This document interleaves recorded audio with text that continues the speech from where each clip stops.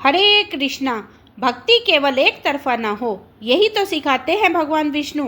जब भक्त राजा बलि ने अपना सब कुछ समर्पित कर दिया, तब भगवान ने वामन रूप में उसे केवल परखा ही नहीं, बल्कि उसकी भक्ति के सामने झुककर वचन भी दिया, हे बलि, मैं तुम्हारे प्रेम से प्रसन्न हूँ। अब मैं स्वयं तुम्हारे पास रहूँगा। तुम्हारे लोक में यही वचन बन गया। प्रभु की करुणा का प्रतीक और उनकी प्रतिज्ञा के पालन में भगवान विष्णु देवताओं को छोड़कर पाताल लोक में राजा बलि के द्वारपाल बने, और वही क्षण बना देवशयनी एकादशी का आरंभ, क्योंकि उस दिन से ही श्री हरि विष्णु 4 मास के लिए योग निद्रा में चले गए। जैसे उन्होंने स्वयं को बलि के वचन में समर्पित कर दिया हो। तो आज हम देवशयनी एकादशी के व्रत करते हैं तो केवल पुण्य ही नहीं कमाते, बल्कि उन भगवान के आदर्श का स्मरण करते हैं जो अपने भक्त से किए गए वचन को कभी नहीं भूलते। तो आइए आज वे देवशयनी एकादशी की कथा को केवल एक व्रत की तरह नहीं, बल्कि एक प्रेम और समर्पण की अनुपम गाथा की तरह सुनते हैं, जहां प्रभु ने दिखलाया है कि वह केवल पूजे ही नहीं जाते, बल्कि भक्त के चरणों में झुक भी जाते हैं। और अब गगन भी शांत है, हस्तिनापुर की दिशाएं शांत और पावन हो उठी हैं। धर्मराज युधिष्ठिर अपने सिंहासन से उठकर प्रभु श्री कृष्ण की प्रतीक्षा कर रहे हैं, और तभी शंखनाद होता है, आकाश स्वर्ण में हो उठता है और श्री कृष्ण अपने दिव्य विमान से प्रकट होते हैं धर्मराज को सुनाने के लिए वह व्रत कथा जो आज हम सबके लिए भी उतनी ही आवश्यक है। धर्मराज युधिष्ठिर भगवान श्री कृष्ण से कहते हैं, हे मधुसूदन, आषाढ़ मास के शुक्ल पक्ष में आने वाली एकादशी का क्या नाम है और इस एकादशी का पालन करने का व्रत विधि क्या है? महाराज युधिष्ठिर की जिज्ञासा सुनकर भगवान मधुसूदन कहने लगे, हे पृथ्वीलोक के संरक्षण, ध्यानपूर्वक सुनो। मैं अब आपको यह कथा सुनाने जा रहा हूँ जो कि एक समय सृष्टि की रचयिता ब्रह्मा जी ने देव ऋषि नारद को सुनाई थी। अब देखिए, जैसे कि आप तो जानते हैं कि परम वैष्णव नारद मुनि सदैव ही लोक कल्याण के लिए भिन्न भिन्न ब्रह्मांडों में विचरण किया करते हैं, और करुणामय देव ऋषि नारद सदैव सामान्य बुद्धि जीवों के उद्धार हेतु प्रयासरत रहते हैं। ऐसे ही लोक कल्याण की जिज्ञासा लेकर एक दिन देव ऋषि नारद पहुंच गए श्री ब्रह्मा जी के पास, और वहां जाकर श्री ब्रह्मा जी को प्रणाम करके उन्होंने पूछा, हे ब्रह्मा जी, आषाढ़ मास के शुक्ल पक्ष में कौन सी एकादशी आती है और वह किस प्रकार जीवों का उद्धार कर सकती है? देव ऋषि नारद का यह प्रश्न सुनकर ब्रह्मा जी ने कहा, हे प्रिय पुत्र, भगवान श्री विष्णु की प्रिय एकादशी व्रत को से बढ़कर और भला क्या हो सकता है? जो भी व्यक्ति एकादशी का अनादर करता है वह घोर नरक में जाता है। आषाढ़ मास के शुक्ल पक्ष में पड़ने वाली एकादशी को हरिशयनी एकादशी या पद्मनाभ एकादशी के नाम से भी जाना जाता है। इस विषय में हे नारद, अब मैं एक पौराणिक कथा सुनाता हूँ, ध्यान पूर्वक सुनो। सतयुग में मानधाता नाम से एक चक्रवर्ती सम्राट राज्य करते थे। उनके राज्य में प्रजा बहुत सुखी थी, किंतु भविष्य में क्या हो जाए यह कोई ही नहीं जानता। अतः वे सम्राट भी इस बात से अभिभागी थे कि उनके राज्य में शीघ्र ही भयंकर अकाल पड़ने वाला है। उनके राज्य में पूरे 3 वर्ष तक वर्षा न होने के कारण भयंकर अकाल पड़ा, और इस अकाल से चारों ओर त्राही त्राही मच गई। धर्म पक्ष के यज्ञ, हवन, पिंडदान, व्रत कथाएं आदि में कमी हो गई। जब मुसीबत पड़ती है तो धार्मिक कार्यों में प्राणी की भला रुचि कहाँ रह जाती है। भीषण अकाल से त्रस्त प्रजा ने जब राजा के पास जाकर रक्षा की गुहार लगाई, राजा तो इस स्थिति को लेकर पहले से ही दुखी थे। वे सोचने लगे कि आखिर मैंने ऐसा कौन सा पाप कर्म किया है जिसका दंड मुझे इस रूप में मिल रहा है। फिर इस कष्ट से मुक्त पाने का उन्हें कोई साधन करने के उद्देश्य से राजा अपनी सेना को साथ लेकर जंगल की ओर चल पड़े। वहां भटकते भटकते एक दिन वे ब्रह्मा जी के पुत्र अंगारिका ऋषि के आश्रम में जा पहुंचकर उन्होंने साष्टांग प्रणाम किया। मुनिवर ने आशीर्वाद देने के बाद कुशल मंगल पूछी, फिर जंगल में विचरने और अपने आश्रम में आने का कारण जानना चाहा। तब राजन ने हाथ जोड़कर कहा, हे महात्मा, मैं सभी प्रकार के धर्म का पालन करता हूँ, अपने राज्य में अकाल का दृश्य देख रहा हूँ। आखिर किस कारण से ऐसा हो रहा है? कृपया इस समस्या का कोई समाधान बतलाइए। राजा की यह समस्या सुनकर राजा अंगारिका ने कहा, राजा सब युगों से उत्तम यह सतयुग है। इसमें छोटे से छोटा पाप का भी बड़ा भयंकर दंड मिलता है। इसमें धर्म अपने चारों चरणों में व्यक्त रहता है। ब्राह्मण के अलावा किसी अन्य जाति को तप करने का अधिकार नहीं है, जबकि हे राजन, आपके राज्य में एक शूद्र तपस्या कर रहा है। यही कारण है कि आपके राज्य में वर्षा नहीं हो रही।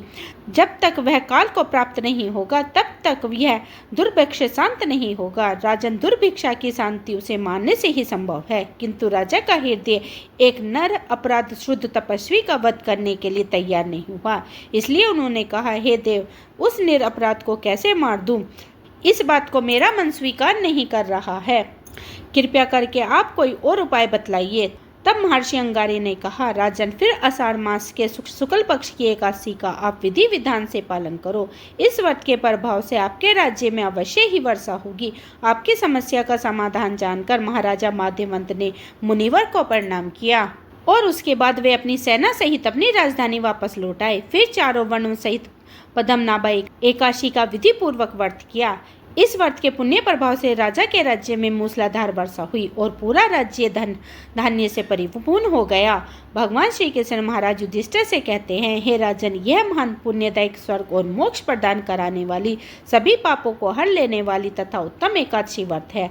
आषाढ़ शुक्ल पक्ष में देवशयनी एकादशी के दिन जिसने कमल पुष्प से कमल लोचन भगवान श्री हरि का पूजन तथा एकादशी का उत्तम किया है, उन्हें तीनों लोकों और तीनों सनातन देवताओं का पूजन कर लिया है। हरिशयन एकादशी के दिन मेरा एक स्वरूप राजा बलि के यहाँ रहता है और दूसरा क्षीर सागर में शेषनाग के सैया पर तब तक शयन करता हूँ जब तक आगामी एक कार्तिक की एकादशी नहीं आ जाती। अतः आषाढ़ शुक्ल एकादशी से लेकर कार्तिक शुक्ल एकादशी तक मनुष्य को भली भांति धर्म का आचरण करना चाहिए। जो मनुष्य इस व्रत का अनुष्ठान करता है वह परम गति को प्राप्त होता है। इस कारण यत्न पूर्वक इस एकादशी का व्रत रखना चाहिए। एकादशी की रात को जागरण करके शंख चक्र और गदा धारण करने वाले भगवान श्री विष्णु की भक्ति पूर्वक पूजा करनी चाहिए। ऐसा करने वाले पुरुष के पुण्य की गणना करने से चतुर्मुख ब्रह्मा जी भी असमर्थ है। राजन, जो इस प्रकार भोग और मोक्ष प्रदान कराने वाले सर्वपापहारी एकादशी के उत्तम व्रत का पालन करता है, वह जाति का चंडाल होने पर भी संसार में सदा मेरा प्रेम करने वाला होता है। जो मनुष्य दीपदान, पलाश के पत्तों पर भोजन और व्रत करते हुए चौमासा व्यतीत करते हैं, वे मेरे प्रिय हैं।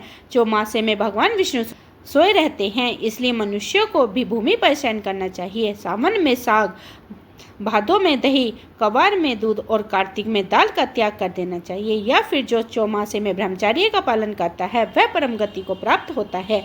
राजन, एकादशी के व्रत से ही मनुष्य सब पापों से मुक्त हो जाता है, अतः सदा इसका व्रत करना चाहिए, कभी भूलना नहीं चाहिए। श्री ब्रह्मा जी देव ऋषि नारद जी से कहते हैं, हे नारद, अब मैं देवशयनी एकादशी व्रत से संबंधित दूसरी पौराणिक कथा भी कहता हूँ, ध्यान पूर्वक सुनो। पौराणिक कथा के अनुसार एक बार राजा बलि ने तीनों लोकों पर अधिकार कर लिया था, जिससे देवी देवता गण परेशान हो गए। भयभीत होकर देवराज इंद्र भगवान श्री विष्णु की सहायता मांगने उनके पास पहुंचे।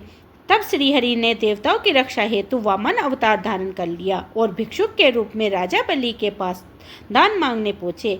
उन्हें राजा बलि से 3 पग भूमि का दान मांगा, जिससे वे पहले पग में समस्त दिशाओं सहित संपूर्ण पृथ्वी और आकाश को नाप लेते हैं। दूसरे पग में उन्होंने स्वर्ग को नाप लिया।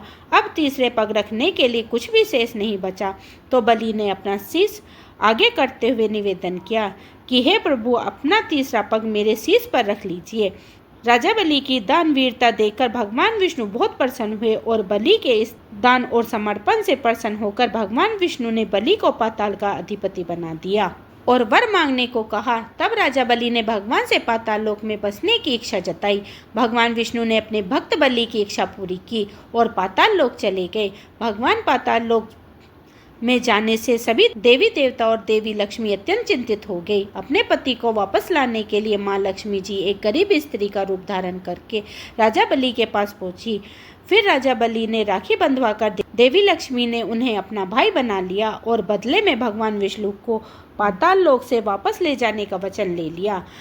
तब भगवान ने राजा बलि को निराश ना करते हुए यह वरदान दिया कि वे हर साल आषाढ़ शुक्ल एकादशी से कार्तिक शुक्ल एकादशी यानी कि 4 माह तक पाताल लोक में योग निद्रा में वास करेंगे। इस प्रकार श्री ब्रह्मा जी देव ऋषि नारद से कहते हैं, हे नारद, इस व्रत के करने से भगवान विष्णु अत्यंत ही प्रसन्न होते हैं। अतः मोक्ष की इच्छा रखने वाले भक्तों को देवशयन एकादशी का व्रत अवश्य ही करना चाहिए। चतुर्मास व्रत भी इसी एकादशी से प्रारंभ किए जाता है। कथा का सार यह है कि अपने कष्टों से मुक्ति पाने के लिए किसी दूसरे का बुरा नहीं करना चाहिए। अपनी शक्ति से और भगवान की पूरी श्रद्धा और विश्वास रखकर संतों के कहे अनुसार सत्य कर्म करने से बड़े कष्टों से भी सहज ही मुक्ति मिल जाती है। अब यह दिव्य संवाद यहीं विश्राम लेता है। हस्तिनापुर की सभा में जब श्री कृष्ण के मधुर वचनों से देवशयन एकादशी का महिमा प्रकट हुई, तब केवल धर्मराज युधिष्ठिर ही नहीं बल्कि समस्त लोगों के लिए व्रत, संयम और श्रद्धा का अमूल्य मार्ग प्रस्तुत हो गया। भगवान श्री कृष्ण ने जिस भाव से इस एकादशी के पुण्य को वर्णित किया है, वह केवल धर्म का उपदेश ही नहीं था बल्कि भक्त और भगवान के मध्य अटूट विश्वास का भी वचन था। अब जब श्री हरि विष्णु 4 माह के लिए योग निद्रा में प्रवेश करने जा रहे हैं, तो हम भी अपने भीतर की चंचलता को विश्राम दें और उन 4 महीनों को भक्ति, सेवा, संयम और आत्मशुद्धि में लगाएं। हे मधुसूदन, जैसे आपने धर्मराज को इस व्रत का अमृतपान कराया, वैसे ही हम सबके जीवन में भी हर एक राशि हमें पापों से मुक्ति कराने वाली बन जाए। जैसे आपने योग निद्रा में भी संसार की रक्षा का प्रण लिया, वैसे ही हमारे जीवन में आपकी कृपा सदैव जागृत रहे। सभी प्रेम से बोलिए, श्री हरि विष्णु की जय। देवशयनी एकादशी की जय। देवशयनी एकादशी का यह पावन दिन केवल व्रत और उपवास का ही नहीं बल्कि मन, वचन और कर्म से भगवान विष्णु के शरण में जाने का पर्व है। आज से भगवान श्री हरि 4 मास के लिए योग निद्रा में जाने वाले हैं, लेकिन उनके भक्तों की पूजा, श्रद्धा और भक्ति कभी निष्फल नहीं जाती है। शास्त्रों में स्पष्ट कहा गया है कि जो भक्त इन चतुर्मास के महीनों में तुलसी माता की पूजा करता है, उसके समर्पण को स्वयं भगवान योग निद्रा की अवस्था में भी स्वीकार करते हैं। तुलसी दल से किया गया एक छोटा सा अर्पण अनंत जन्मों के पापों को हर सकता है। इसलिए आइए अब देवशयन एकादशी की कथा के बाद हम सुनते हैं तुलसी माता की वह अद्भुत कथा जिससे स्वयं भगवान को अपने प्रेम के बंधन में बांध लिया। हे तुलसी माता, आप समस्त तीर्थों में श्रेष्ठ हैं। आपके बिना भगवान विष्णु का कोई पूजन पूर्ण नहीं होता है। आप भक्तों को हर मनोकामना पूर्ण करने वाली, पापों का नाश करने वाली और सुख शांति प्रदान कराने वाली हैं। आपने अपने तप, त्याग और प्रेम से स्वयं भगवान श्री हरि को प्राप्त किया है। आप पत्थर को भी पावन बना देती हैं और जिस घर में आपका वास होता है वहाँ दरिद्रता, रोग और दुर्भाग्य कभी नहीं टिकता। हम सब आपके चरणों में कोटि कोटि वंदन करते हैं।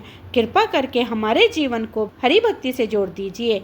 हम निष्कलंक प्रेम, सत्य, श्रद्धा और शुद्ध आचरण प्रदान कीजिए। हे तुलसी माता, हमें इतनी सामर्थ्य दीजिए कि हम इन 4 महीनों तक आपकी सेवा, हरिश मन और सत्य आचरण में लगे रहें। प्रेम से बोलिए, तुलसी माता की जय। कथा के अनुसार एक बार एक बुढ़िया माई थी जो नियमित 11 माता यानी एकादशी का उपवास रखा करती थी। तुलसी के पौधे को सींचती थी। वे सुबह को बिना तुलसी के पौधे की पूजा किए अन्न या जल का ग्रहण नहीं करती थी।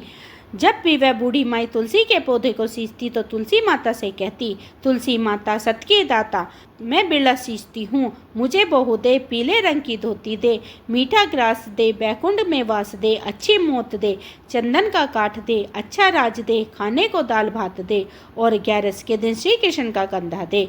बूढ़ी माई को यह बात सुनकर तुलसी माता सूखने लगी। तुलसी माता को इस प्रकार सूखते देखकर एक दिन भगवान श्री कृष्ण ने पूछा, हे तुलसी माता, तुम दिन प्रतिदिन क्यों सूखती जा रही हो? जब तुलसी माता ने कहा कि बस मेरे मन की बात मत पूछो प्रभु, भगवान कहने लगे, मैं नहीं पूछूंगा तो कौन पूछेगा? तब तुलसी माता कहने लगी कि हे प्रभु, एक बूढ़ी माई आती है और अपनी बात कहकर चली जाती है। मैं उसकी सारी बातें तो पूरी कर दूंगी, लेकिन कृष्ण का कंधा कहाँ से लाऊंगी? तब भगवान श्री कृष्ण बोले कि वो बूढ़ी माई मरेगी तो मैं अपने आप ही कंधा देने जाऊंगा। तुम बूढ़ी माई से यह बात कह देना। और इसके कुछ समय बाद वह बूढ़ी माई मर गई। बूढ़ी माई के मरने पर सारा गांव इकट्ठा हो गया और उसका अंतिम समय आने पर जब उन्हें उठाने लगे तब तो वह बहुत भारी हो गई, जिससे वह किसी से न उठ सकी। तब सभी कहने लगे, यह तो बहुत धर्मात्मा थी, बहुत संस्कारी थी, खूब पूजा पाठ करती थी, कोई पाप तक इन्होंने नहीं किया, फिर यह इतनी भारी कैसे हो गई। तब बूढ़े ब्राह्मण के वेश में वह भगवान श्री कृष्ण आए और कहने लगे कि भीड़ कैसी है। तब गांव वाले बोले कि एक बूढ़ी माई मर गई और आज एकादशी का दिन है, वो इतनी पापीन थी कि उसकी अर्थी उठाई नहीं उठ रही है, यह तो बहुत भारी हो गई है। भगवान बोले, मुझे इनके कान में कुछ कह लेने दो, फिर यह उठ जाएगी। तब भगवान श्री कृष्ण बूढ़ी माई के पास गए और चुपके से उनके कान में कहा, हे बूढ़ी माई, तू अपने मन को कर ले, तू अपने मन की कर ले, पीताम्बर की धोती ले, मीठा मीठा ग्रास ले, बैकुंठ में वास ले, चटक की चाल ले, चंदन का काठ ले, झालर की झनकार ले, दाल भात का जीवन और श्री कृष्ण का कंधा ले। भगवान की सारी बात सुनकर बूढ़ी माई तो हल्की हो गई और तब भगवान श्री कृष्ण उन्हें अपने कंधे पर ले गए। इस प्रकार बूढ़ी माई को मुक्ति मिल गई और वह बैकुंठ लोक को चली गई। हे तुलसी माता, जैसे आपने बूढ़ी माई को मुक्ति दी, ऐसे ही हम सभी को मुक्ति देना। जैसे भगवान श्री कृष्ण ने उन्हें कंधा दिया, वैसे हम सबको भी देना। प्रेम से बोलिए श्री कृष्ण भगवान की जय, तुलसी माता की जय।